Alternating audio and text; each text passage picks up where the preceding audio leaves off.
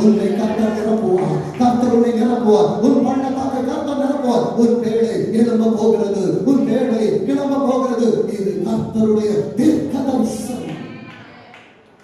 வேதம் சொல்லுகிற வார்த்தை பாருங்க, நம்பிக்கையின் வாசல்கள் அடைபட்டுச்சுப்பா. என் குடும்பம் என்ன பண்ணோன்னு தெரியாது, என் ஊழியம் கரை சேருமான்னு தெரியாது, என் பிள்ளைகள் எப்படி இருப்பாங்கன்னு தெரியாது, என் தொழிலில் எனக்கு விருத்தி இருக்குமான்னு தெரியாது. நம்பிக்கை இல்லாமல் வந்திருக்கிறதான திருச்சபைய நம்பிக்கையின் வாசலை கர்த்தர் உனக்கு வாக்குத்தத்தம் செய்கிறார். நம்பிக்கையுடைய சிறைகளை அவர்களுக்கு கொண்டு வந்துட்டாங்க. அடுத்தது ஆண்டவர் என்ன செய்வார் தெரியுமா? ரெட்டிப்பான நன்மை, ரெட்டிப்பான நன்மை. உயர்த்தி சொல்லுங்க,